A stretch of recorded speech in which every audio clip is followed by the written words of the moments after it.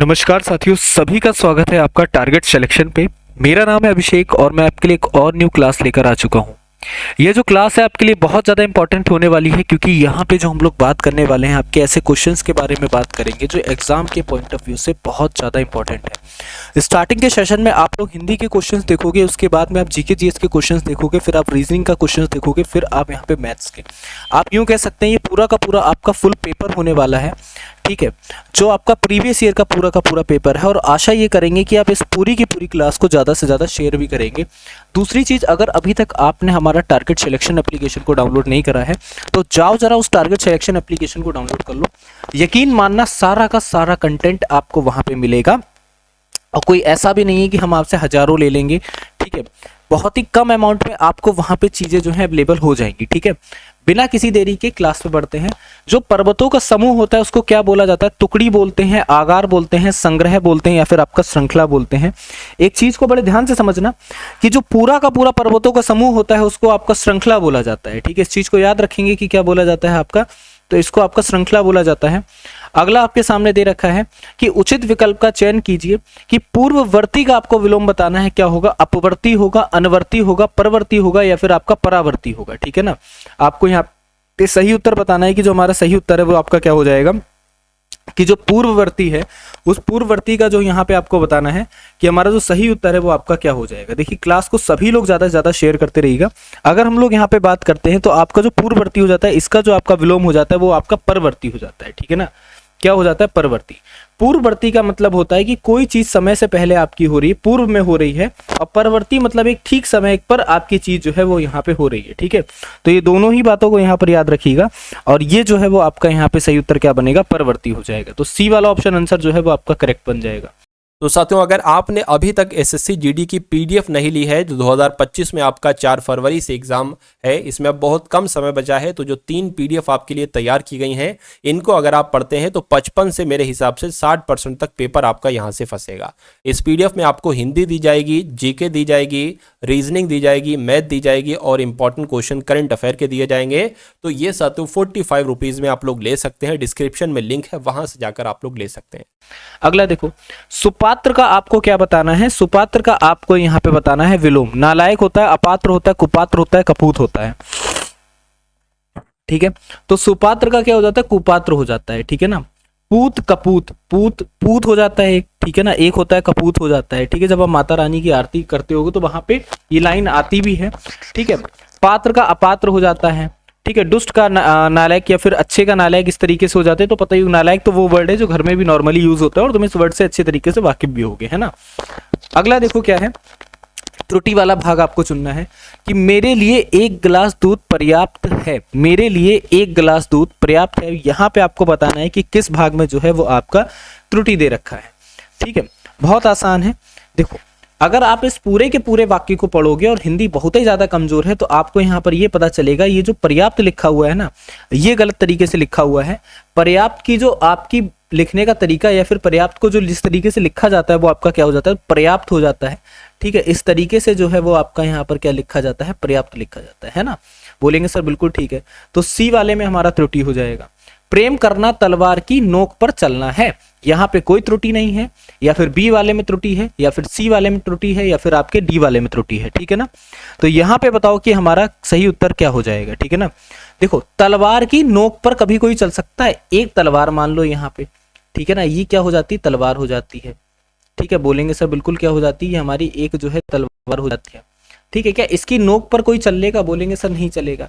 प्रेम करना मतलब तलवार की धार पर चलना, है ना। समझे कि नहीं समझे? प्रेम करना मतलब तलवार की धार पर चलना। तो यहाँ पे नोक की जगह क्या होना चाहिए? नोक की जगह हमारा जो है वो यहाँ पे धार होना चाहिए। तो सी वाला जो है वो आपका सही उत्तर हो जाएगा। अगला देखो, हमारा देश धीरे धीरे आत्मनिर्भर डैश की ओर बढ़ रहा है। एक उद्देश्य, मकसद, लक्ष्य, या फिर आपके गंतव्य की तरफ। एक चीज को बड़े ध्यान से समझना कि जो हमारा देश है वो धीरे धीरे क्या हो रहा है? हमारा देश जो है वो धीरे धीरे, आप यहाँ पर ये बोलोगे कि एक लक्ष्य की ओर बढ़ रहा है ना। हमारे देश का उद्देश्य नहीं है और मकसद भी नहीं है। हमारे देश का मकसद ये है कि हम यहाँ पे सर्वप्रिय बने। हमारा उद्देश्य ये है कि हम अपनी सेनाओं को यहाँ पे क्या करें, एक अच्छा प्रबल बनाएं, एक प्रबल सेना बनाएं। और गंतव्य, गंतव्य का मतलब यहाँ पर क्या हो जाता है, गंतव्य माने किसी जगह पे पहुंचना, हम किसी रैंकिंग पे पहुंचना चाहते हैं। तो यहाँ पे सही उत्तर क्या हो जाएगा, तो आप ये बोलोगे कि हमारा देश धीरे धीरे आत्मनिर्भर लक्ष्य की ओर क्या हो जाएगा यहाँ पे, कि हमें आत्मनिर्भर बनना है, ये हमारा लक्ष्य है, इसकी ओर जो है वो आपका बढ़ रहा है ना। चलो, मैया मोही डैश बहुत खींचो, ठीक है, सखा सुदामा राधा या फिर दाऊ, मैया मोही डैश बहुत खींचो। तो यहाँ पे आपको बताना है कि जो हमारा सही उत्तर है वो क्या हो सकता है। तो याद रखना, मैया मोही दाऊ बहुत खींचो, ठीक है ना। तो यहाँ पर क्या हो जाएगा, दाऊ जो है वो हमारा यहाँ पे सही उत्तर होगा, ठीक है। समझ गए कि नहीं समझ गए। देखो अब कंफ्यूजन यहाँ पे क्रिएट पता है कहाँ पर हुई होगी, कंफ्यूजन यहाँ पे क्रिएट हुई होगी कि सर ये तो बताइए इसका मतलब क्या है। ये ब्रज भाषा है, ब्रज भाषा कहीं कहीं पे समझना थोड़ा सा जो है वो यहाँ पे मुश्किल हो जाता है कि सर इसका मतलब क्या हो जाता है, या फिर इसका मतलब क्या हो जाता है, या फिर इसका मतलब क्या होता है ना। देखो खींचो का मतलब होता है कि परेशान कर रहे हैं, मैया मेरी क्या उनको उनके सखे पर, जो सखा है मतलब जो उनके मित्र है वो परेशान करेंगे, नहीं करेंगे ना, ठीक है, नहीं करेंगे। असल में क्या होता है कि ये इसके बारे में अगर हम लोग बात करेंगे तो जो सूरदास थे हमारे, तो सूर दोहावली है, ठीक है ना। पहली चीज क्या हो जाती है यहाँ पे, सूर दोहावली हो जाती है, ये पहली बात तो आप ये याद रखोगे। दूसरी चीज आप यहाँ पर क्या याद रखना, इसके जो रचनाकार हैं वो आबिद रिजवी हैं, ठीक है। आपको यहाँ पर ये भी बता देते हैं कि इसके जो रचनाकार हैं वो कौन हो जाते हैं, आबिद रिजवी हो जाते हैं, ठीक है। इनके द्वारा इसकी जो है रचना करी गई है क्या, कि मैया मोरी, ठीक है ना, मैया मोही, ठीक है ना, दाहू बहुत खींचो। खींचो माने होता है परेशान करते हैं, ठीक है ना। क्या हो जाते हैं यहाँ पे, खींचो का मतलब होता है कि बहुत ज्यादा परेशान करते हैं दाऊ मुझे। और दाऊ तो पता ही है कौन थे, बलदाऊ, है ना, सभी को पता होगा कि बलदाऊ हो जाते हैं, श्री कृष्ण जी के बड़े भाई हो जाते हैं, है ना। चलिए अगला देखते हैं क्वेश्चन हमारे सामने क्या दे रखा है।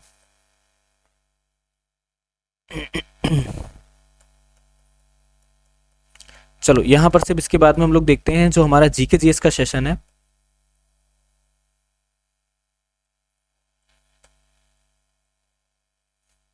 भारत में पहली बार किस गवर्नर जनरल में तार और रेल सेवा आरंभ की गई थी, आपको बताना है। कौन से ऐसे गवर्नर जनरल थे जिनके समय पे तार और आपकी यहाँ पे रेल की जो सेवा है वो आपकी स्टार्ट करी जाती है, ठीक है। चलिए जल्दी से बताइए। देखो अगर यहाँ पे हम लोग बात करते हैं, लॉर्ड डलहौजी यहाँ पर क्या हो जाते हैं, जिनके समय पर आपकी जो है क्या करी गई थी, रेल की सेवा और तार की सेवा जो है वो आपकी स्टार्ट करी गई, ठीक है ना। अब कब से कब तक ये आपके गवर्नर जनरल है, ये आपको यहाँ पे याद रखना है। तो आप याद रखिएगा 1848 से लेकर ये आपके, ठीक है ना, 1856 तक क्या रहते हैं, ये आपके गवर्नर जनरल रहते हैं। पहली बात को आप यहाँ पर ये याद रखो, ठीक है। कहेंगे सर बिल्कुल क्लियर है ना। अब इनके समय को जरा भी आप यहाँ पे देखोगे, ठीक है, लॉर्ड डलहौजी को अगर थोड़ा भी आप यहाँ पे ध्यान में रखोगे तो इनके समय में एक चीज बहुत ज्यादा यहाँ पर देखने को मिलती है। पता है क्या देखने को मिलती है, कि इनके समय पर क्या होता है, बेसिकली सबसे ज्यादा जो ध्यान दिया जाता है वो इनके समय पर रेलवे पर ध्यान दिया जाता है, ठीक है ना। किस पर ध्यान दिया जाता है, रेलवे पर ध्यान दिया जाता है, जिसके चलते यहाँ पे महाराष्ट्र के थाने से, ठीक है ना, ठीक है, थाने से यहाँ पर रेलवे चलती है। वो भी उस समय पर उसको क्या बोलते हैं, बॉम्बे बोलते हैं, है ना, क्या बोलते हैं, बॉम्बे बोलते हैं। ये भी क्लियर होगा सभी को कि सर बॉम्बे हो जाता है, ठीक है। अब अगर हम लोग यहाँ पे बात करते हैं तो इनके शासनकाल में सबसे पहले रेलवे लाइन जो है वो यहाँ पे बिछाई गई थी, कब आपकी, तो 1853 में आपकी बिछाई गई थी। और 1854 में आपके क्या हो जाते हैं, जो तार हो जाते हैं, तार सेवा की जो शुरुआत है वो भी यहाँ पे करी जाती है, ठीक है। तो ये दोनों बातें याद रखिएगा कि 1853 में आपकी रेलवे लाइन बिछाई गई, 1854 में आपकी तार सेवा जो है उसको आपका स्टार्ट करा गया, ठीक है। स्वामी दयानंद सरस्वती ने प्रथम आर्य समाज की स्थापना 1875 में कहाँ की थी, आपको बताना है, ठीक है ना। देखो अब होता क्या है कि स्वामी दयानंद सरस्वती जी के द्वारा इसकी जो स्थापना है वो आपकी बंबई में कर दी जाती है, ठीक है ना। स्थापना कहाँ करी जाती है, बंबई में। लेकिन अगर आपसे पूछा जाए कि भाई स्थापना तो हमको पता है कहाँ पर है, लेकिन क्वेश्चन आपसे यहाँ पर ये चेंज हो सकता है कि इसका जो मुख्यालय है, ठीक है ना, क्या हो जाता है यहाँ पे कि जो मुख्यालय हो जाता है वो मुख्यालय कहाँ पर था। तो याद रखिएगा इसका जो मुख्यालय हो जाता है वो आपका लाहौर में हो जाता है, ठीक है। कहाँ पर हो जाता है, लाहौर में हो जाता है ना। और मुख्यालय स्थापित कब करा गया था, तो ये भी आप लोग याद रखोगे कि 1870 में क्या हो जाता है, मुख्यालय जो है, ठीक है ना, वो आपका लाहौर में बनाया गया था, ठीक है। अब आर्य समाज है क्या? तो आर्य समाज को आप लोग यहाँ पर एक और बात से याद रखना है कि आर्य समाज को एक आपका शांति आंदोलन, ठीक है ना, आर्य समाज को आपका बनाया गया था शांति आंदोलन के लिए, ठीक है ना, किसके लिए? आपके एक तरीके से शांति आंदोलन के लिए जो है वो आपका यहाँ पर क्या बनाया गया था? आर्य समाज जो है वो आपका बनाया गया था, है ना। क्लियर है यहाँ तक सभी को? और इसका जो नेतृत्व भी कर रहे थे वो कौन कर रहे थे? तो सभी को पता होगा, स्वामी दयानंद सरस्वती जी इसका क्या कर रहे थे? नेतृत्व जो है वो आपके कर रहे थे, है ना। क्लियर। और इन्हीं के बहुत बड़े एक शिष्य हो जाते हैं जो हमारे क्या हो जाते हैं? स्वामी विवेकानंद जी, है ना। ये भी सभी को पता होगा कि जो हमारे इनके जो सबसे बड़े शिष्य हो जाते हैं, ठीक है ना, तो स्वामी विवेकानंद जी कौन हो जाते हैं? इनके सबसे बड़े शिष्य भी हो जाते हैं। किसके सबसे बड़े शिष्य हो जाते हैं? स्वामी दयानंद सरस्वती जी के यहाँ पे सबसे बड़े शिष्य हो जाते हैं, ठीक है। रिक्टर स्केल का प्रयोग किसके मापन में किया जाता है? समुद्र की गहराई के लिए, समुद्र की दिशा के लिए, भूकंप के झटके के लिए, या फिर आपका कोई भी नहीं, ठीक है। तो यहाँ पर याद रखना है कि जो रिक्टर स्केल होता है ना, इसका जो प्रयोग होता है वो किस चीज के लिए करा जाता है? तो आप यहाँ पर याद रखोगे कि रिक्टर स्केल का जो प्रयोग है वो आपकी हमेशा एक तरीके से भूकंप का जो तीव्रता होती है, ठीक है ना, यहाँ पर ये भी याद रखना है कि जो भूकंप आता है ना, उस भूकंप की जो यहाँ पे तीव्रता होती है, उस तीव्रता को मापने के लिए यहाँ पर क्या करा जाता है? रिक्टर स्केल का प्रयोग करा जाता है, ठीक है। अब रिक्टर स्केल का प्रयोग तो भूकंप की तीव्रता को मापने के लिए करा जाता है, लेकिन रिक्टर स्केल है क्या? ये भी तो जानकारी होना आपको अति आवश्यक है। रिक्टर स्केल एक तरीके का आपका गणितीय पैमाना है, ठीक है ना। कैसा पैमाना हो जाता है ये भी यहाँ पर आप याद रखोगे कि आपका गणितीय पैमाना हो जाता है, ठीक है। बोलेंगे सर बिल्कुल ठीक है, यहाँ तक क्लियर है। अब समझो, यहाँ पे ये पता चल गया कि रिक्टर स्केल की यहाँ पे प्रयोग जो है भूकंप की तीव्रता मापने के लिए करी जाती है, क्योंकि ये चीजें तो आपने न्यूज वगैरह में देखी होंगी, तो वहां से भी आपको क्लियर होगा। और ये भी पता है कि एक तरीके से हमारा क्या है? गणितीय पैमाना है। और अगर इसकी खोज के बारे में बात करते हैं, ठीक है, जब यहाँ टारगेट सिलेक्शन से पढ़ रहे हो ना, तो एक एक चीज यहाँ पर समझते हुए चलो। इसकी जो खोज करी गई किसके द्वारा करी गई है, तो भी आप याद रखोगे कि चार्ल्स, ठीक है ना, यहाँ पर याद रखना चार्ल्स रिक्टर के द्वारा यहाँ पर क्या हो जाती है? इसकी जो खोज है वो आपकी करी जाती है। किसके द्वारा? यहाँ पे तो चार्ल्स रिक्टर के द्वारा इसकी खोज करी जाती है। और अगर हम लोग यहाँ पे बात करते हैं तभी इसका नाम रिक्टर स्केल पड़ता है, लेकिन अगर हम लोग यहाँ पे बात करते हैं तो इसका पूरा नाम थोड़ा सा डिफरेंट हो जाता है, वो भी यहाँ पे लिख लीजिएगा, रिक्टर स्केल परीक्षण पैमाना, ठीक है ना। ये क्या हो जाता है? इसका यहाँ पे पूरा नाम हो जाता है कि रिक्टर स्केल परीक्षण पैमाना जो है इसको बोला जाता है।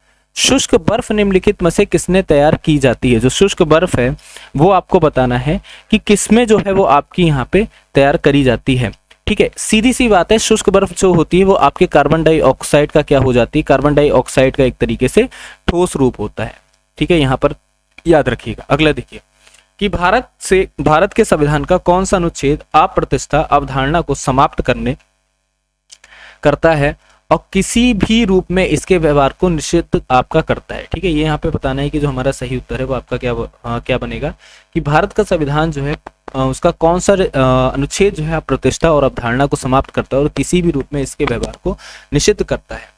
चलिए जल्दी से बताइए।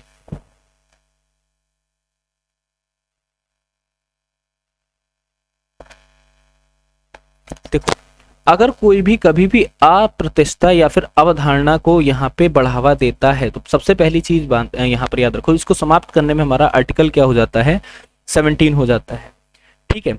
और अगर हम लोग यहाँ पे बात करते हैं तो दंडनीय एक तरीके से आपका अपराध भी है, ठीक है ना। क्या हो जाता है? ये आपका दंडनीय जो है वो एक प्रकार से आपका यहाँ पे अपराध है, ठीक है। क्या है ये? हमारा यहाँ पे एक तरीके से दंडनीय अपराध है। ये भी आपको क्लियर होगा। बोलेंगे सर बिल्कुल हमको यहाँ तक क्लियर है, ठीक है। कहोगे सर बिल्कुल ठीक है। अब इसके बाद समझो क्या है कि एक तरीके से ये हमारा क्या हो जाता है? मौलिक अधिकार हो जाता है, ठीक है ना। क्या हो जाता है? ये हमारा मौलिक अधिकार हो जाता है कि हमको समाज में क्या मिले, ठीक है। हमको समाज में क्या मिलना चाहिए? हमको समाज में बराबरी का दर्जा मिलना चाहिए। हमको समाज में यहाँ पर क्या हो जाता है? समता और समानता का अधिकार मिलना चाहिए, ठीक है ना। क्या मिलना चाहिए? समता या समानता का अधिकार जो है वो यहाँ पे मिलना चाहिए। ये इसमें आपका बोला गया है। तो दोनों बातें आपको क्लियर हैं, तो डी जो है सही उत्तर होगा। फारसी ग्रंथ आईने अकबरी की, ठीक है ना, यहाँ पर समझना, आईने अकबरी की जो रचना है वो यहाँ पे किसने की थी बताना है। अकबर के द्वारा, अबुल फजल के द्वारा, फिरदौसी के द्वारा या फिर आपका जहांगीर के द्वारा, ठीक है। देखो, एक पुस्तक को लिखने में 7 साल का समय लग गया, आज तो मैं बताता हूँ, ठीक है। इस बात को याद रखना कि एक पुस्तक जो है ना उस पुस्तक को लिखने में ही सिर्फ जो है 7 साल का समय लग गया है। और किसके द्वारा लिखी गई? तो एक बहुत अच्छे राइटर थे जो थे आपके अबुल फजल। ठीक है, कौन थे यहाँ पे? अबुल फजल। अबुल फजल को यहाँ पे अप्रोक्सीमेटली यहाँ पे 1591 से लेके 1597 तक का जो समय है यहाँ पे लग गया, सॉरी 98 तक का जो समय है वो यहाँ पे लग गया। ठीक है, बोलेंगे सर बिल्कुल ठीक है। और आईने अकबरी एक है क्या? तो आईने अकबरी एक तरीके से आपकी फारसी की रचना है, ये भी आपको पता होगा। कहेंगे सर बिल्कुल ठीक बात है। और आईने अकबरी के टोटल जो है वो यहाँ पे क्या हो जाते हैं? 5 भाग हो जाते हैं। ठीक है ना, क्या हो जाते हैं यहाँ पे? 5 भाग जो है वो आपके टोटल यहाँ पर हो जाते हैं। ठीक है, डैश को वर्ष 2019 में पारित किया गया था और इसके फलस्वरूप भारत के प्रधानमंत्री और अन्य पूर्व प्रधानमंत्रियों की सुरक्षा प्रतिबंधित कर दी गई थी।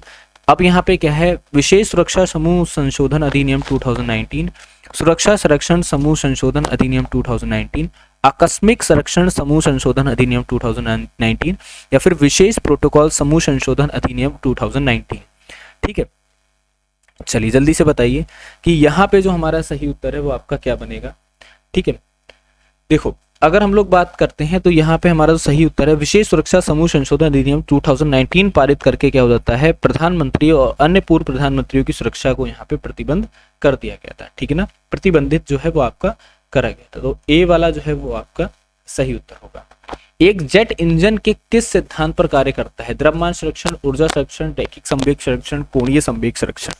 देखो एक जो जेट इंजन होता है ना, जेट इंजन जो आपका होता है वो रैखिक संवेग संरक्षण पर वर्क करता है। किस पर करता है? जो हमारा रैखिक संवेग संरक्षण होता है इस पर हमारा क्या करता है? वर्क करता है। ठीक है, चलिए भारत में कौन से 2 सामाजिक समूह हैं जो गरीबी के प्रति अत्यंत संवेदनशील है? स्वर्ण और ब्राह्मण, अनुसूचित जनजाति और अनुसूचित जनजाति, या फिर अनुसूचित जनजाति और अन्य पिछड़ा वर्ग, या फिर ब्राह्मण और अनुसूचित जनजाति। देखो फिर से पढ़ो, भारत में कौन से 2 सामाजिक समूह जो गरीबी के प्रति अत्यंत संवेदनशील है? ठीक है, देखो होता क्या है कि अगर बात गरीबी की चली है तो आप इसको एक तरह से पढ़ो पुणे पैक्ट से। जो पुणे पैक्ट हुआ वहां पर ये बात डॉक्टर भीमराव अंबेडकर के द्वारा उठाई गई कि भाई भारत में जो है वो 3 कास्ट है, एक कास्ट हिंदू, एक कास्ट मुस्लिम, एक बहुत गरीब कास्ट है, जो कि यहाँ पर कौन सी कास्ट हो जाती है? जो कि यहाँ पे अनुसूचित जनजाति, अनुसूचित जनजाति हो जाती है। क्या है सर अनुसूचित जनजाति? अनुसूचित जनजाति तो आप ये समझो SC ST जो यहाँ पे हो जाते हैं। ठीक है, इनके लिए यहाँ पर बोला गया। ठीक है, ये वास्तव में गरीबी के प्रति अत्यंत संवेदनशील बात है। ठीक है, अब होता है क्या, अब आपको बताते हैं। सबसे पहली चीज, इनको कभी भी समान दर्जा नहीं दिया गया था समाज में। आज भी कई सी जगह पर नहीं दिया जाता है, कई कई जगहों पे। ठीक है, समान दर्जा जो यहाँ पर हो जाता है ये मेन हो जाता है पहली बात। ठीक है, बोलेंगे सर बिल्कुल इनको क्या हो जाता है कि इनको जो है समान दर्जा जो है समाज में नहीं दिया जाता है। और इसके अलावा अगर हम लोग बात करते हैं कि इसी वजह से बहुत ज्यादा क्या हो जाते हैं, ये लोग यहाँ पे कमजोर हो जाते हैं। ठीक है ना, इसी वजह से ये लोग बहुत ज्यादा कमजोर हो जाते हैं। और अगर हम लोग यहाँ पे बात करते हैं तो यहाँ पे समझते हुए चलिएगा कि इनकी जो महिलाएं हैं या फिर अनुसूचित जनजाति है, जनजाति है, ट्रांसजेंडर वगैरह। ठीक है ना, अब ये समझो कि इसमें भी अगर हम लोग बात करते हैं तो सबसे ज्यादा कौन फेस करता है? ठीक है, चलिए देखो अब होता है क्या, समान दर्जा ऐसा नहीं है कि सिर्फ SC ST को नहीं मिल पाता है। ठीक है, उसके पीछे का भी एक रीजन है। सबसे ज्यादा इनके समान दर्जों में या फिर इनके साथ जो दुर्व्यवहार देखने को मिलता है, ठीक है ना, क्या हो जाता है, सबसे ज्यादा दुर्व्यवहार देखने को मिलता है वो पता है कहाँ देखने को मिलता है? वो आपका सिर्फ और सिर्फ इसमें इनमें भी अगर देखते हैं तो महिलाओं में सबसे ज्यादा देखने को मिलता है। ठीक है ना, महिलाएं जो हो जाती हैं इनके वर्ग की, उनमें देखने को मिलता है पहली चीज। ठीक, दूसरी चीज क्या होता है कि इन सभी को अगर हटा देते हैं हम लोग, इन सभी को हमने हटा दिया कि सर इनको जो है समान तो मिल रहा है अधिकार, आप तो ये बात गलत कह रहे हो कि समान अधिकार नहीं मिलता है, फिर जो गरीबी जो है इनके लिए बहुत ज्यादा है, इनके चलते जो ट्रांसजेंडर हो जाते हैं, इनके चलते नहीं, एक तरीके से ट्रांसजेंडर जो होते हैं, ठीक है, वो भी कहीं ना कहीं जो है समान दर्जा नहीं ले पाते हैं। ठीक है ना, क्या हो जाते हैं, ट्रांसजेंडर जो हो जाते हैं वो समान दर्जा नहीं ले पाते हैं। ठीक है ना, एक ये हो जाता है। 2 बातें आप लोग यहाँ पे समझ गए। अब समझो यहाँ पे कि अब बेसिकली क्या है कि इन तरीके से अगर हम लोग समझते हैं समाज का जो हर वर्ग है वो इनको एक तरीके से बड़ी ही संवेदनशील निगाहों से देखता है। वो देखता है कि नहीं यार ये है ऊंच नीच है, पक्षपात है। ठीक है, तो इन सारी चीजों से वो यहाँ पे देखता है। खैर, किस संविधान संशोधन के द्वारा मतदान की आयु 21 वर्ष से घटाकर 18 वर्ष की गई है, बताना है आपको। तो 61वां जो संविधान संशोधन होता है वो भी आपका कब होता है, 1989 में होता है। ठीक है ना, कब होता है, 1989 में होता है। और 21 ईयर से करके आपकी क्या कर दी गई है, 18 ईयर जो है वो आपकी घटाकर यहाँ पे कर दी गई है। ठीक है, बोलेंगे सर बिल्कुल ठीक है। अगला देखो, तो यहाँ पर याद रखना 61वां संविधान संशोधन जो कि 1989 में होता है। ठीक है, सापेक्षता के सिद्धांत के साथ ने भौतिकी के परिदृश्य को बदल दिया। इस सिद्धांत के क्वांटम यांत्रिक सिद्धांत को डिजाइन करने में प्रमुख योगदान किसने दिया, ये आपको बताना है। ठीक है, तो यहाँ पर याद रखिएगा, तो अल्बर्ट आइंस्टीन जो है वो यहाँ पर क्या हो जाएगा, सही उत्तर होगा। लोकतंत्र जनता का, जनता के लिए जनता के द्वारा शासन, यह कथन किसका है? लोकतंत्र जो है वो जनता का है, जनता के लिए जनता का जनता के द्वारा शासन है। यह कथन जो है वो आपको बताना है किसका है, रूसो का है, अब्राहम लिंकन का है, डिडरो का है, या फिर अंबेडकर जी का है। ठीक है, चलिए अब देखो यहाँ पे बात करते हैं, तो यहाँ पर याद रखिएगा कि ये जो यहाँ पे कथन है वो यहाँ पे अब्राहम लिंकन के द्वारा बोला गया है। ठीक है ना, क्योंकि अगर अब्राहम लिंकन को अगर आप इनको थोड़ा सा भी पढ़ोगे तो उनकी सबसे ज्यादा जो गहरी रुचि जो देखने को मिलती है, पता है किसमें देखने को मिलती है? वो आपकी लोकतंत्र में ही देखने को मिलती है। इनको जब भी पढ़ोगे, इनको जब भी आप जानोगे, ठीक है ना, और वो लोकतंत्र को एक तरीके से परिभाषित करते हैं इन शब्दों में। ठीक है ना, लोकतंत्र का मतलब क्या है? लोकतंत्र का भाई सीधा सीधा मतलब है, अब कहीं पे आप ये याद रखो कि कहीं पे एक ऐसी सरकार है जहाँ पे डेमोक्रेसी है ही नहीं। ठीक है, किम जोंग उन को आप लोग याद करो जरा कि वहां पे डेमोक्रेसी नहीं है, तो वहां पे जनता का क्या है? क्या जनता के कोई अपना राइट है? कोई राइट नहीं है। अब यहाँ पे देखो क्या है कि लोकतंत्र जनता का है, डेमोक्रेसी जो है वो जनता की है और जनता के लिए है। भाई जनता चाहती है वो किसको चुने, और जनता अपनी मर्जी से चुनेगी, और जनता के द्वारा ही एक तरीके का क्या है, ये शासन भी है। ठीक है, ये जो शासन है वो यहाँ पे चला तो इनडायरेक्टली रही है जनता, लेकिन हाँ अब कहीं कहीं पे क्या हो जाता है कि बहुत सी चीजें जो है वो मतलब एक तरीके से आप ये बोल सकते हो कि खराब हो रही हैं या फिर खराब चीजें कर रहे हैं। ठीक है, वो एक अपनी जगह है, लेकिन एक तरीके से लोकतंत्र को जनता का ही बोला जाता है, इसीलिए डेमोक्रेसी जो है बहुत अच्छी होती है। लेकिन जहां पे डेमोक्रेसी नहीं होती वहां का माहौल बहुत ज्यादा खराब होता है। खैर, निम्नलिखित में से किस स्थान पर उपग्रह प्रक्षेपण केंद्र अवस्थित है, ये आपको बताना है। ठीक है, चलिए उपग्रह प्रक्षेपण जो केंद्र है वो आपको यहाँ पे बताना है कि किस जगह पर है। थुम्बा में है, श्रीहरिकोटा में है, बेंगलोर में है, या फिर आपके कटक में है। तो यहाँ पर याद रखना उपग्रह का जो प्रक्षेपण केंद्र जो है वो आपका श्रीहरिकोटा में हो जाता है। कहाँ पर हो जाता है? श्रीहरिकोटा में हो जाता है। और ये कहाँ पे श्रीहरिकोटा, तो आप यहाँ पर याद रखोगे कि ये जो है वो हमारे यहाँ पे आंध्र प्रदेश में हो जाता है।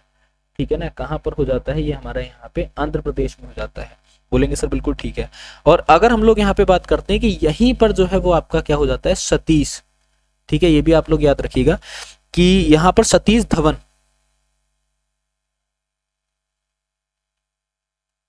ठीक है, स्पेलिंग को सही कर लीजिएगा, सतीश धवन अंतरिक्ष केंद्र जो है वो भी आपका यहीं पर स्थित है।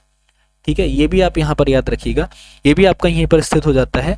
और क्या हो जाता है कि जो यहाँ पे एक तरीके से श्रीहरिकोटा जो है ना, इसको याद रखना, श्रीहरिकोटा जो है वो आपका क्या हो जाता है कि एक यहाँ पे झील जाती है। ये किस पर है श्रीहरिकोटा? तो ये आपकी पुलिकित झील पर है। ठीक है ना, क्या हो जाता है? ये आपका पुलिकित झील पर हो जाता है, और इस झील को क्या कर देता है? ये आपका अलग कर देता है। ठीक है, चलिए निम्न में से कौन सा ग्रह पृथ्वी से निकटतम दूरी पर स्थित है? शुक्र, बुध, बृहस्पति या फिर आपका मंगल? तो यहाँ पर याद रखना सबसे ज्यादा जो निकट है वो आपका शुक्र हो जाता है। पृथ्वी के सबसे ज्यादा निकट जो है वो आपका शुक्र हो जाता है। और अगर हम लोग यहाँ पे बात करते हैं तो इसको एक तरीके से, इसके कई नाम हैं शुक्र के। शुक्र को आपका शाम का तारा बोलते हैं। ठीक है ना, क्या बोलते हैं? शाम का जो है वो आपका तारा बोला जाता है, या फिर इसको जो है क्या बोला जाता है? भोर का तारा बोला जाता है। ठीक है, शाम का तारा है, भोर का तारा। और इसको एक तरीके से चमकीला ग्रह भी बोलते हैं। ठीक है ना, क्या बोलते हैं? चमकीला ग्रह। आपको पता है टेलीस्कोप की मदद से आप यहां से इसको देख सकते हो। और इसको पृथ्वी की बहन भी बोलते हैं। क्या बोलते हैं? पृथ्वी की बहन जो है इसको यहाँ पे बोला जाता है ना। तो ये बातें आप लोग याद रखिएगा। ये तो थोड़ा सा, अब क्या होता है कि जो आप यहाँ पे नाम देखते हो, वीनस वगैरह हो गया, ये सारी चीजें जो नाम हो गई, तो ये कुछ नाम जो अगर ग्रहों के अगर हम लोग देखेंगे तो ग्रहों के नाम बेसिकली ये जो आपकी रोमन सभ्यता है ना, उस रोमन सभ्यताओं के जो उनके देवी देवता थे उनके उस पर भी रखे गए। ठीक है, रोमन सभ्यताओं के देवी देवताओं पे जो है वो यहाँ पर नाम रखे गए एक्चुअल में। अगला देखो कि टेलीफोन सेवाओं में स्टॉक ब्रोकरों, स्वास्थ्य क्लबों, ब्यूटी पार्लरों या फिर ड्राई क्लीनिंग आदि सेवाओं को कर लगने, तो इन सेवाओं पर कर और सेवा कर में पेश किया गया था कब? ठीक है, तो यहाँ पर याद रखिएगा ये जो है वो आपका कब पेश करा गया था आपको बताना है। ठीक है, तो 1994 से 1905 के में जो है वो आपका पेश करा गया था। ठीक है, यहाँ पर याद रखिएगा। चलिए अगला देखिए आपका, पृथ्वी से टकराने वाला पराबैंगनी विकिरण किसके अवक्षय के कारण होता है? Carbon monoxide, carbon dioxide, ozone या फिर आपका ऑक्सीजन। देखो ओजोन से जैसे ही टकराते हैं तभी इनका क्या हो जाता है, अवक्षय हो जाता है। ठीक है ना, ओजोन का यहाँ पे रासायनिक सूत्र क्या हो जाता है, O3 हो जाता है। ठीक है, सी वाला हो जाएगा।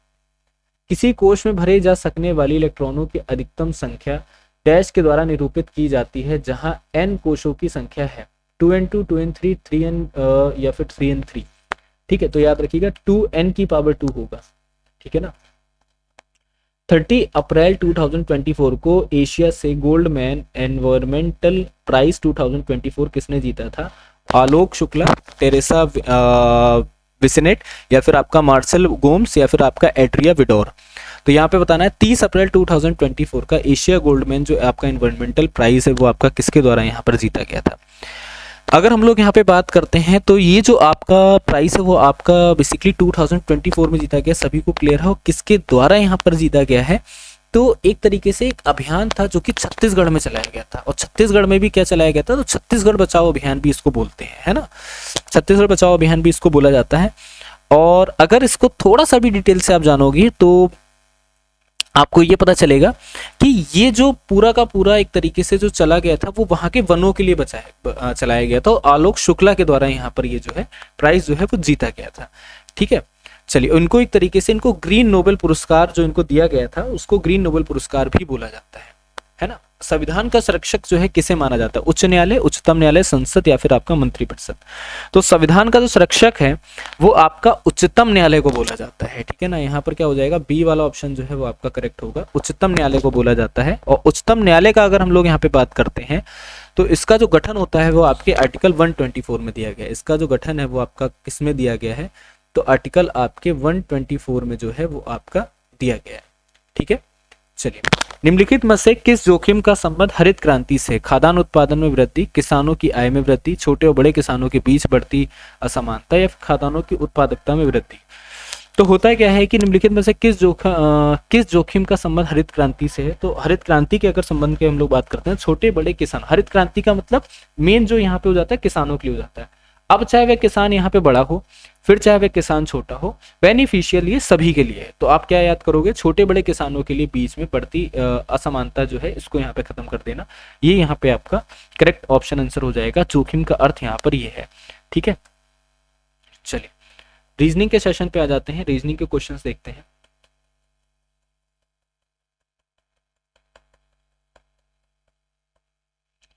चलो अंग्रेजी शब्दकोश के हिसाब से पहला क्वेश्चन जो है वो आपके समक्ष यहाँ पे प्रस्तुत भी है और आपको ये बताना है कि हमारा जो सही उत्तर है वो यहाँ पर क्या होगा। ठीक है, पहला क्वेश्चन आपके सामने है कि भाई यहाँ पर ये बताइए कि अगर इसमें हम लोग देखते हैं तो हमारा जो सही उत्तर है वो आपका क्या बनेगा।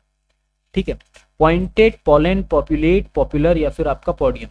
ठीक है, चलो जल्दी से बताओ। देखो इजी बहुत है क्वेश्चंस, ये वाले क्वेश्चंस बहुत ज्यादा इजी होते हैं, लिटरली बता रहा हूँ, इससे ज्यादा इजी क्वेश्चंस आपने कहीं पे देखे ही नहीं होगा। बहुत फन वाले भी होते हैं, इनको सॉल्व करोगे तो बहुत फनियर क्वेश्चन लगेंगे। एक चीज देखो, पी ओ सभी में है ना, बोलेंगे सर पी ओ तो हमारा सब में दे रखा है, यहाँ पर भी है, यहाँ पर भी है, यहाँ पर भी है, यहाँ पर भी है, यहाँ पर भी है। एक जगह आई है, एक जगह एल है, एक जगह पी है, फिर आपका डी है।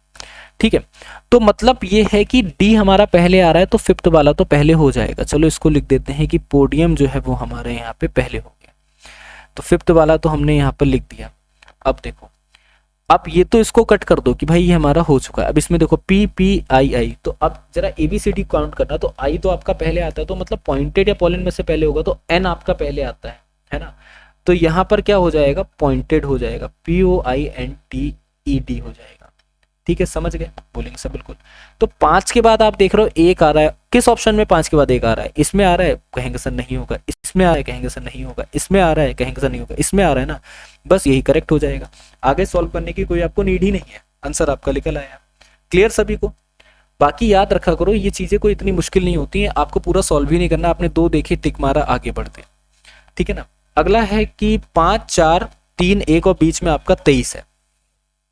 ठीक है, देखो जरा यहाँ पे कि भाई 5 है, 4 है, 3 1 है और बीच में आपका 23 दे रखा है, 7 6 है, 3 4 है, बीच में आपका 54 है। तो क्या होगा सही उत्तर?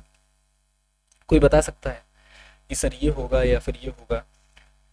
किसी को भी पता है? देखो भाई देखते हैं क्या होगा। अच्छा ये बताओ, 5 जमा 4 कर देते हैं, 5 चक्कू 20 कहेंगे सर, ठीक है। और प्लस का 3 मल्टीप्लाई 1 कर देते हैं, तो हमारा 23 ही तो होगा, बोलेंगे सर बिल्कुल हमारा 23 होगा। ऐसे यहाँ पे देखो 7 इंटू 6 करते हैं, ठीक है ना, क्या करते हैं 7 इंटू 6 करते हैं, ठीक है। 6 छंग 36 42। अब 42 प्लस यहाँ पे कितना कर देते हैं 3 इंटू कर देते हैं 4, तो 42 प्लस हमारा कितना हो जाएगा 12, तो यहाँ पे 54 हो रहा है कि नहीं हो रहा है, बोलेंगे सर बिल्कुल हो रहा है। क्लियर यहाँ तक, तो ये भी आसान हो गया ना कि 11 इंटू हमारा 2 हो जाएगा, मतलब हमारा कितना हो जाएगा 22, और यहाँ पे प्लस x कर देंगे और मल्टीप्लाई आपका 9 कर देंगे, तो 22 प्लस x मल्टीप्लाई आपका 9, यही तो है, कहेंगे सर बिल्कुल यही है।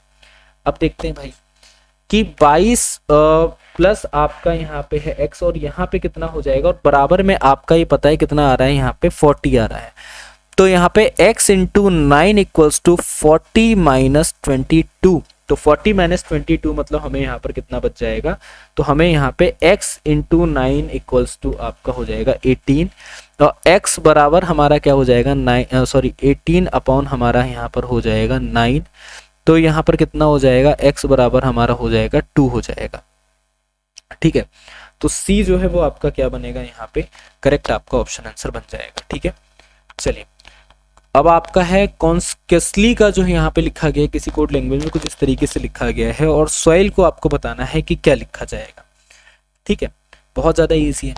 अब देखो यहाँ पे आप पूरे के पूरे इसको देखोगे, जो आपका पहले का रिलेशन जो आपका दूसरे से दे रखा है, तो यहाँ पे आपको एक चीज़ ये देखने को मिलेगी कि भैया कहीं पर भी कोई भी हमें लॉजिक दिख ही नहीं रहा है कि भाई सर इधर से तिरछे में देखेंगे +1 +2 +3 +4, ये कुछ हमको कहीं पर भी नहीं दिख रहा है।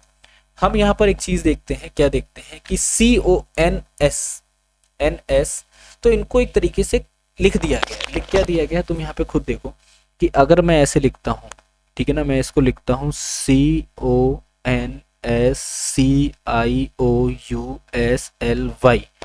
ठीक, इसको P लिख दिया, इसको E लिख दिया, इसको B लिख दिया, इसको N लिख दिया, इसको P लिख दिया, इसको J लिख दिया, इसको E लिख दिया, इसको X लिख दिया, इसको N लिख दिया, इसको K लिख दिया, इसको M लिख दिया, ठीक।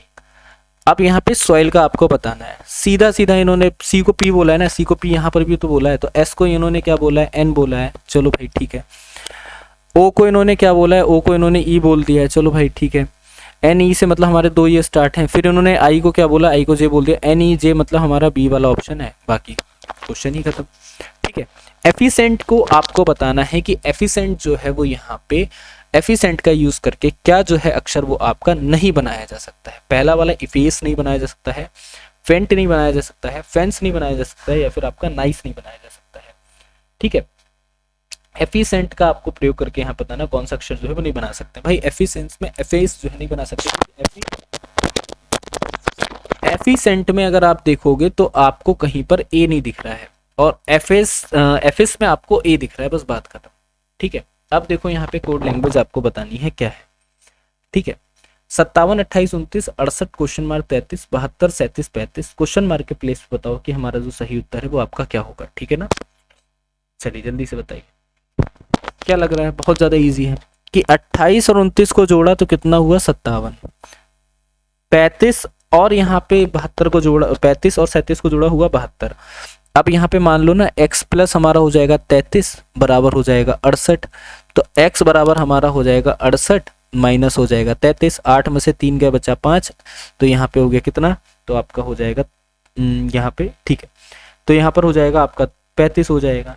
तो यही जो है वो हमारा यहाँ पे करेक्ट ऑप्शन आंसर बन जाएगा बी वाला, ठीक है ना, क्या हो जाएगा बी हो जाएगा, ठीक है। क्लियर, ये वाला क्वेश्चन रहने दो, इसको स्किप कर दो। यहाँ पे बताओ कि इस प्रश्न आकृति को जो यहाँ पे कौन सी उत्तर आकृति है वो आपकी पूरी की पूरी करेगी, ठीक है। चलिए जल्दी से बताइए, ये भी इजी लग रहा है क्वेश्चन, कैसे इजी है जरा इसको देखो ध्यान से। अगर आप यहाँ पर देखोगे तो प्रश्न आकृति को यहाँ पर क्या हो जाएगा, अगर जैसे ही आप इसको खोलोगे तो आपको यहाँ पर क्या दिख रहे हैं, ये आपके सर्कल है, ठीक है ना, ये सर्कल पूरे पूरे घूम जाएंगे, बोलेंगे सर बिल्कुल पूरे पूरे क्या हो जाएंगे, घूम जाएंगे। तो एक यहाँ पर होगा, ठीक है ना, एक आपका क्या हो जाएगा, एक आपका यहाँ पे सामने हो जाएगा, ठीक है, एक यहाँ पर ये पूरा सर्कल बन जाएगा, मतलब डी वाला ऑप्शन हमारा करेक्ट हो जाएगा, ठीक है। चलिए अगला देखिए हमारे सामने क्या है कि 6@10 #5 5 मल्टीप्लाई, एक मिनट कहीं पे गलती है इसमें, स्किप कर दो। आप बताओ यहाँ पे विषम अक्षर आपको बताना है कि हमारा क्या हो जाएगा। ठीक है, विषम अक्षर बताएंगे कि हमारा क्या है। सिंपल सी बात है कि अगर हमने देखा तो ये क्या है, 25 का स्क्वायर है कि नहीं है, जरा ये बताओ। बोलेंगे सर बिल्कुल 25 का स्क्वायर है। ठीक है, 512 यहाँ पर क्या है, 512 तो सर 8 का क्यूब दे रखा है। ठीक है ना, क्या दे रखा है, 8 का क्यूब दे रखा है। 1296 2401, तो 1296 यहाँ पर क्या होगा, तो बोलेंगे सर 1296 जो है ये हमारा यहाँ पे 36 का स्क्वायर है कि नहीं है, कहेंगे सर बिल्कुल है। 2401 जो है वो हमारा क्या हो जाएगा, हमारा 49 का स्क्वायर है। ठीक है, अब मान लो आज आपको एक तरीका बताता हूँ कि 2 डिजिट के जो स्क्वायर हैं वो आपके कैसे निकाले जाते हैं। यहाँ पर समझना, हमें पता है 36 का स्क्वायर है, लेकिन 36 का स्क्वायर कैसे निकालेंगे। कुछ बच्चे होंगे वो यहाँ पे मल्टीप्लाई करेंगे। ठीक है ना, क्या करेंगे, कुछ बच्चे जो है वो यहाँ पे मल्टीप्लाई करने बैठ जाएंगे कि भाई 36 की 36 से गुणा कर देते हैं और आंसर हम लोग निकाल लेते हैं। लेकिन सबसे बड़ी बेवकूफ़ी है कि अगर कॉम्पिटेटिव एग्जाम की तैयारी कर रहे हो तो वहां पे अगर आप गुणा भाग कर रहे हो ना, तो पूरी याद रखना कुछ नहीं होने वाला है, सिर्फ अपना ही टाइम वेस्ट करोगे और कुछ नहीं करोगे। ठीक है, क्या करोगे आप यहाँ पे, सिर्फ अपना ही टाइम वेस्ट करोगे और आप यहाँ पे कुछ नहीं करोगे। रियलिटी बता रहा हूँ। अब देखो क्यों ये बात बोल रहा हूँ, ठीक है ना, और क्यों यहाँ पे कह रहा हूँ इस बात को, ये समझो। इसके पीछे का रीजन यहाँ पर ये है कि अगर 36 का स्क्वायर आपसे बोल दिया गया, ये तो आप बहुत नॉर्मल है, आप निकाल दोगे मल्टीप्लाई करके भी। और अगर आपसे बोल दिया गया है कि भाई 93 का स्क्वायर क्या है, ठीक है, बहुत आसान है। 9 का स्क्वायर कितना होता है, बोलेंगे सर 9 का स्क्वायर 81 होता है। 3 का स्क्वायर क्या होता है, 3 का स्क्वायर 9 होता है। सिंगल डिजिट को 0 के साथ में लिखना, 1 2 3 4 5 6 7 8 9, इनको 0 के साथ में लिखना। ठीक है, अब इसको देखो, 9 × 3 × 2, ठीक है, 9 3 27, समझ गए, बोलेंगे सर बिल्कुल समझ गए। 27 दूनी आपको बताना है कितना हो जाएगा, तो कहेंगे सर ये भी आसान है कि भाई 9 3 27 हो गया, और 27 दूनी हमारा कितना होता है, तो कहेंगे सर 27 दूनी हमारा 54 होता है कि नहीं होता है, बोलेंगे सर बिल्कुल 54 होता है। अब देखो इसको हमेशा खाली लिखना, यहाँ पे लिख दो 54, अब जोड़ दो 9 4 6 8, 8 6 4 9, मतलब अगर हम लोग यहाँ पे 93 का स्क्वायर करते हैं तो 8 6 4 9 जो है वो हमारा इसका स्क्वायर आ जाएगा। और एक बहुत आसान सी ट्रिक है यहाँ पे स्क्वायर को निकालना, 2 डिजिट के स्क्वायर। ठीक है, अगला देखो, डेट को किसी कोड लैंग्वेज में क्या लिखते हैं, एक मिनट जाना। ठीक है, हाँ लास्ट है पर इसका, डेट को किसी कोड लैंग्वेज में WZW लिखा है, तो FGCF को आपको बताना है क्या होगा। ठीक है, इजी, बहुत इजी, WZW लिखा है। ठीक है ना, डेट को इन्होंने क्या लिख दिया है, डेट को इन्होंने यहाँ पे WVZW लिख दिया है। डी का विपरीत है W, ई का विपरीत है, ए का विपरीत है, डी का विपरीत है, तो ये सेम ए भी आपका है। तो एफ का विपरीत क्या होगा, यू, जी का विपरीत क्या होगा, टी, तो मतलब हमारा ए वाला ऑप्शन है, यही हमारा करेक्ट है। ठीक है, चलो अगला क्वेश्चन देखो।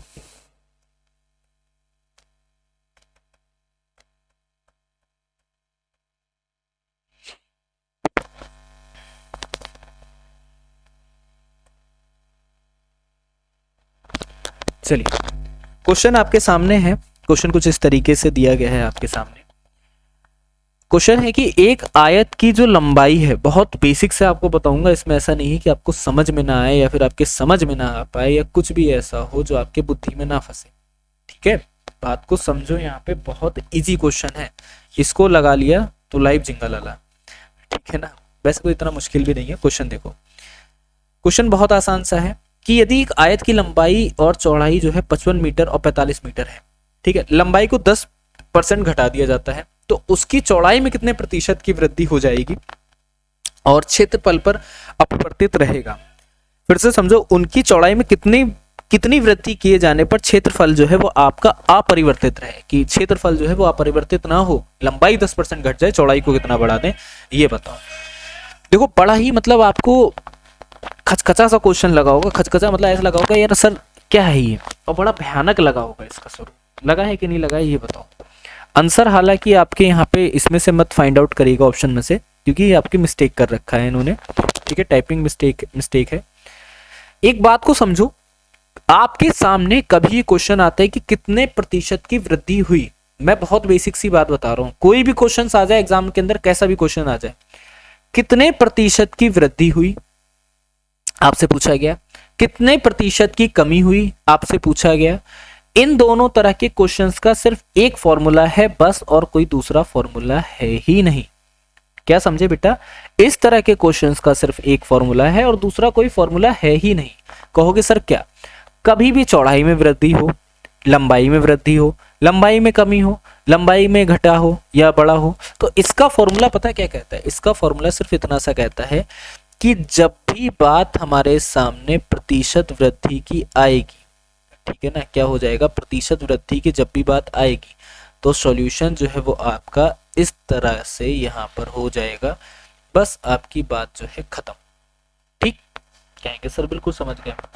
अब जब समझ गए तो जरा यहाँ पर देखो कि भाई जो R है ना, R, ठीक है ना, R मतलब आपका यहाँ पे घटाया गया है। अब यहाँ पे अगर बढ़ाने की बात कर रहा होता तो यहाँ पे R में जोड़ देते, ठीक है ना, यहाँ पे प्लस कर देते। अब घटाने की बात कर रहा तो माइनस करा। याद रखना घटाने में ये वाला फॉर्मूला यूज होगा, और अगर वृद्धि यहाँ पे बढ़ाने की बात करता तो यहाँ पर क्या हो जाएगा, प्लस यूज हो जाएगा बस। R हमारा 10 है, बटे में 100 माइनस कितना हो जाएगा हमारा यहाँ पे 10 हो जाएगा, इंटू हमारा यहाँ पर हो जाएगा 100 हो जाएगा। ठीक कहोगे सर बिल्कुल ठीक।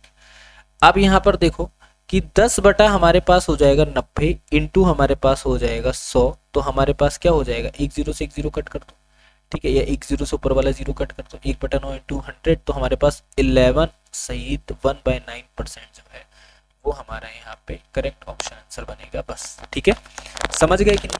तो कोई ऐसा नहीं है मैथ बहुत ज़्यादा तूफान है, मैथ तो सॉल्व ही नहीं होगी हमसे, मैथ तो बहुत ज़्यादा भयंकर है कि सर ये क्या दे दिया है, ये तो बहुत ज़्यादा कलप जाएंगे, इसमें नहीं लगेगा, ऐसा नहीं है, हर एक क्वेश्चन लगेगा, बस समझने की कोशिश करो। अब देखो क्या है, पी क्यू मिलकर एक काम को 30 दिन में पूरा करते हैं, क्यू और ओ मिलकर, ठीक है ना, क्यू और आर, ठीक है ना, आर मिलकर उसी काम को 37.5 दिन में पूरा करते हैं, आर और पी मिलकर उसी काम को 150 दिनों में पूरा करते हैं। ठीक है, आर और पी मिलकर तीनों एक साथ काम करें, उसी काम को करने में यहाँ पे कितना समय लगेगा। ठीक है, तीनों अगर एक साथ मिलकर काम करेंगे तो कितना समय लगेगा, बहुत आसान है। कैसे आसान है ये समझो आप यहाँ पे। ठीक है, देखो पहले P और Q मिले और उन्होंने अपना काम करा, पहले क्या हुआ, P और Q मिले, उन्होंने अगर अपना काम करा तो कितना हुआ, 1/30 हुआ। ठीक, फिर Q और R मिले, ठीक है ना, क्या होता है यहाँ पे, Q और R मिलते हैं, Q और R मिलके अपना एक काम करते हैं, 1/37.5 दिन में करते हैं। ठीक है ना, P और R उसी काम को करते हैं, P और R उसी काम को करते हैं, तो 1/150 आपका हो जाता है। जब तीनों मिलकर उसी काम को करेंगे क्या हो जाएगा, तीनों के तीनों मिलकर उसी काम को करेंगे तो क्या हो जाएगा, तो बोलेंगे सर 1/2, ठीक है, ब्रैकेट में 1/30 प्लस हमारा 1/37.5, ठीक है, प्लस हमारा यहाँ पे 1/50। अब यहाँ पे हमें देखना है सही उत्तर क्या होगा, 150 हमारा एलसीएम, बोलेंगे सर बिल्कुल हमारा क्या हो जाएगा, एलसीएम जो है वो 150 हो जाएगा। ठीक है, 30 का टेबल जरा पढ़ दो, 5 बार में पढ़ोगे ना। अब यहाँ पे 37 4 बार में पढ़ोगे ना, 37.4 5, ठीक है, तो यहाँ पे 1 बार में पढ़ोगे तो कितना हो जाएगा, तो बोलेंगे सर 1/2, ठीक है, 10/150, तो मतलब हमारा कट हो गया और यहाँ पे कितना रह जाएगा, 2 से कट हो जाएगा, तो मतलब मल्टीप्लाई हो जाएगा, 1/2 इंटू आपका 1/15, तो 1/30 जो है वो हमारा यहाँ पर क्या हो जाएगा, करेक्ट, मतलब 30 दिन में वो जो है तीनों के तीनों मिलकर अपना काम जो है यहाँ पे कंप्लीट कर लेंगे। क्लियर, ठीक है, कोई मुश्किल सवाल नहीं है कि ऐसा नहीं है कि आपसे ना क्लियर हो, बहुत ज़्यादा आसान सवाल है। ठीक है, यहाँ तक समझ जाना, क्वेश्चंस कोई भी आपके मुश्किल नहीं, कोई भी आपकी डिफिकल्ट है ही नहीं कि आपसे सॉल्व ना हो। चलिए अगला क्वेश्चन देखते हैं हम लोग, चलिए अगला क्वेश्चन देखते हैं। अगला क्वेश्चन क्या है, एक काम करना, आपको काफी इजी क्वेश्चन ही लगवाता हूँ मैं, जिससे आपको क्लियर होता हुआ चला जाएगी, हाँ सर इसका ये आंसर होगा वो होगा। ठीक है, ज्यादा डिफिकल्ट लगवाता नहीं हूँ, खैर कोई बात नहीं, डिफिकल्ट भी लगाना पड़ेगा। एक कॉलेज में लड़कों के 1/5 भाग, लड़कियों के 1/8 भाग में किसी में हिस्सा लिया। ठीक है, एक कॉलेज है, उसमें एक कंपटीशन हो रहा है, उसमें से 1/5 भाग जो है वो किसका है, यहाँ पे लड़कों का है। समझ लो यहाँ पे बात को, कहेंगे सर बिल्कुल ठीक है, और 1/8 भाग जो है वो यहाँ पर किसका है, वो यहाँ पे आप लड़कियों का हो जाता है। इन लोगों ने क्या करा, भाग लिया। ठीक है ना, यदि कॉलेज में टोटल विद्यार्थी समझो, टोटल विद्यार्थी 420 हैं बहुत अच्छा है, 420 जो है टोटल विद्यार्थी है। ठीक है ना, टोटल आपका नंबर है यहाँ पे, ठीक है। और लड़के लड़कियों का जो रेशियो है, लड़के का बॉयज़ का और जो गर्ल्स का जो रेशियो है वो यहाँ पे कितना है, 5/2 है। तो कुल कितने विद्यार्थियों ने कैंप में हिस्सा लिया है? टोटल नंबर अगर हम लोग यहाँ पे देखते हैं कितने विद्यार्थियों ने, तो यहाँ पे अगर पहले लड़कों का हम लोग रेशियो निकालेंगे, क्या करेंगे, पहले लड़कों का अगर रेशियो निकालेंगे तो कितना निकलेगा, total of number boys and girls क्या है 7, और लड़कों का रेशियो था यहाँ पे 5, ठीक है, इंटू कितना हो जाएगा 420 हो जाएगा। तो यहाँ पे कितना बचेगा, तो आप ये बोलोगे कि सर 300 जो है टोटल यहाँ पे बॉयज हो जाएंगे, बचे हुए क्या हो जाएंगे 120 यहाँ पे लड़कियां हो जाएंगी। निकालने की जरूरत ही नहीं है, 300 अगर लड़के हो गए तो बची हुई लड़कियां हो गई। कैंप में भाग लेने वालों की संख्या आपको देखनी है, 1/5 लड़कों ने भाग लिया था, बोलेंगे सर बिल्कुल, तो 300 इंटू कितना हो जाएगा 1/5 हो जाएगा, मतलब हमारे प्लस यहाँ पर प्लस कर दो, ठीक है, 1/8 या फिर 120 यहाँ पे कर दो, इसमें से लड़कियां हैं ना, तो लड़कियों का 120 था इंटू आपका 1/8, तो 60 + 15 मतलब हमारे 75 जो है यहाँ पे लड़कियों ने क्या करा है, भाग लिया है बस, ठीक है ना, क्या हो जाएगा 75 लड़कियों ने यहाँ पर क्या करा है, भाग लिया है। चलिए, तो विद्यार्थियों में टोटल आपके लड़के लड़कियों ने 75 लड़के लड़कियों ने आपका भाग लिया है। अगला देखो, 10 वर्ष पहले ए की आयु बी की आयु की 6 गुना थी, ठीक है ना, 6 गुना थी, और यदि उनकी वर्तमान आयु का अनुपात 4 रेशियो बने तो ए की आयु 4 वर्ष बाद आपको बताना है क्या होगी, ये बताइए। चलिए जल्दी से बताइए। देखो 10 वर्ष पहले बी की आयु, देखो 10 वर्ष पहले ए की आयु बी की आयु की 10 वर्ष पहले ए की आयु बी की आयु की 6 गुना थी। तो 10 वर्ष पहले अगर हम लोग यहाँ पे बात करते हैं तो ए की आयु क्या रही होगी, कि ए की जो यहाँ पे आयु है वो क्या रही होगी, वो यहाँ पे रही होगी 6x रही होगी, ठीक है। और बी की आयु 10 वर्ष पहले क्या रही होगी, बी की आयु हमने x यहाँ पे मान ली। उनका रेशियो कितना है, उनका रेशियो 4:1 दे रखा है, ठीक है। तो अब देखो जरा, 10 वर्ष पहले मतलब अगर वर्तमान आयु, तो मतलब तो आपका 10 जुड़ जाएगा ना, कहेंगे सर बिल्कुल, तो x प्लस कितना हो जाएगा 10 हो जाएगा, और यहाँ पे कितना हो जाएगा 4 आपका 1 हो जाएगा, क्रॉस मल्टीप्लाई करेंगे ना, 6x प्लस आपका 10 इक्वल्स टू 4x प्लस आपका हो जाएगा 40, तो यहाँ पे कितना मिल जाएगा 2x इक्वल्स टू आपका हो जाएगा 30 और x इक्वल्स टू आपका हो जाएगा 15, ठीक है। चलिए 15 हो गया ना। अब आपसे क्या पूछ रहा है कि a की आयु 4 वर्ष बाद कितनी होगी, भाई a की जो आयु है 4 वर्ष बाद कितनी होगी, प्रेजेंट में अगर उसकी एज देखते हैं तो कितनी है 6x + 10 है, 10 वर्ष पहले 6x थी तो प्रेजेंट में तो +10 होगा ना, तो 6x + 10, ठीक है ना, और यहाँ पे कितना हो जाएगा प्लस आपका 4, तो कितना निकल आएगा, x की जगह पे वैल्यू रखेंगे, ठीक है ना, 15 इंटू हमारा हो जाएगा x, ठीक है। तो हमारे पास यहाँ पे कितना बचेगा, और प्लस आपका हो जाएगा 10 और उसमें प्लस हो जाएगा 4, तो यहाँ पे आपका कितना हो जाएगा 6 है ना, हाँ ठीक है। तो 15 3 45 59 55 56 90 + 10, तो हमारे पास यहाँ पे 1 मिनट रुक जाना, हाँ, तो अभी जो है वो कितने साल का 104 वर्ष का है, ठीक है ना, कितना हो जाता है 104 वर्ष जो है वो हमारा यहाँ पर क्या हो जाएगा, इसका करेक्ट ऑप्शन आंसर हो जाएगा। तो देख लो कितना ज्यादा जी क्या है, इतना ज्यादा तो मेरे ख्याल से कोई जी भी नहीं सकता है, ठीक है। चलिए अब ये वाला क्वेश्चन जरा इसको देखो ध्यान से, और इस क्वेश्चन का जो सॉल्यूशन है वो आप लोग क्या करोगे, कमेंट सेक्शन में कमेंट करोगे कि सर इसका आंसर जो है वो ये है, या फिर इसका आंसर जो है वो आपका ये है, ठीक है।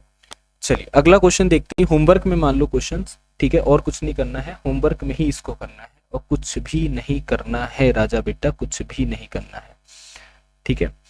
चलिए 1-2 क्वेश्चंस अपने पास से भी लगाया करो जिससे आपको क्लियर हो कि हाँ किस क्वेश्चंस का लेवल क्या है, किस तरीके से क्वेश्चन जो है वो आपके लगते हैं, ठीक है। बाकी क्वेश्चंस को यहाँ पे स्किप कर देते हैं, और यहाँ पे समझिएगा इस वाले क्वेश्चन को आप लोग सभी लोग लगाएंगे और बताएंगे इसका जो सही आंसर है वो आपका क्या होगा। बाकी मिलते हैं आपसे अगली क्लास में, ठीक है। और एक चीज़ को और यहाँ पे समझो कि अगर अभी तक आपने हमारी एप्लीकेशन को इंस्टॉल नहीं करा है तो एप्लीकेशन को जरूर इंस्टॉल कर लीजिएगा, ठीक है। वो आपके लिए बहुत ज़्यादा इंपॉर्टेंट हो जाती है, बहुत ज़्यादा ज़रूरी हो जाती है, जिससे आपको बहुत ही ज़्यादा हेल्प भी मिलेगी, ये भी मैं आपको क्लियर कट बता रहा हूँ, ठीक है। और ज़्यादा से ज़्यादा अपनी क्लास को शेयर करो, जितना ज़्यादा अपनी क्लास को शेयर कर सकते हो उतना ज़्यादा अपनी क्लास को शेयर करेंगे। बाकी आज आपकी लाइव क्लास भी होगी, ठीक है। लाइव क्लास डेली आपकी रात में 7 बजे से जो है वो आपकी स्टार्ट हो जाती है, और हमारे टारगेट सिलेक्शन व्हाट्सअप ग्रुप से जरूर जुड़ जाइएगा, और हमारे टेलीग्राम ग्रुप से जरूर जुड़ जाइएगा, ये आपके लिए बहुत ज़्यादा ज़रूरी हो जाता है। क्लास की टाइमिंग वगैरह जो है ना वो सारी चीज़ें आपको वहाँ पे क्लियर हो जाएंगी कि हाँ सर अब टाइमिंग है या फिर अब टाइमिंग है या फिर इस समय जो है क्लास होने वाली। कभी कभी क्या होता है कि यूट्यूब का जो नोटिफिकेशन होता है वो आप लोगों तक नहीं पहुँच पाता है। एक और चीज़ आपको बता देते हैं, इसके बाद में जिन्होंने आप लोगों ने अगर रेलवे कांस्टेबल का फॉर्म भरा है तब भी आपके लिए बहुत ज़रूरी क्लासेस हैं। इसके बाद जो हम लोग रेलवे का जो बैच है उसको आपका स्टार्ट कर देंगे, जो आपके एग्ज़ाम के पॉइंट ऑफ व्यू से बहुत ज़्यादा इंपॉर्टेंट और बहुत ज़्यादा ज़रूरी भी होगा। बाकी सभी लोग मिलते रहेंगे, क्लास में डेली आते रहिएगा। बाकी वेलकम है सभी का, और क्लास आपके लिए बहुत ही ज़्यादा ज़रूरी है। और नोट्स परचेज करने के लिए आप हमारे व्हाट्सअप नंबर, जो कि लिंक आपको जो है डिस्क्रिप्शन में दे रखा है, वहाँ जाके हमको मैसेज करेंगे और सीधे हमारे व्हाट्सएप ग्रुप से आप जाके जुड़ जाओगे। सिर्फ ज़्यादा पीडीएफ की कोई कॉस्ट नहीं है, A to Z डेटा जो है वो आपको मिल जाएगा सिर्फ और सिर्फ आपके 45 रुपये में। ठीक है, तो 45 रुपये में अगर आप यहाँ पे खूब अच्छे से पढ़ना चाहते हो, खूब अच्छे तरीके से ध्यान रखना चाहते हो, ठीक है, तो आप हमको मैसेज कर दोगे, डायरेक्टली आप हमसे वहाँ पर जुड़ जाएंगे। बाकी मिलते हैं हम आपसे अगली क्लास में, तब तक के लिए सभी को जय Hind. Thank you for the class support. Radhe Radhe, जय श्री कृष्ण।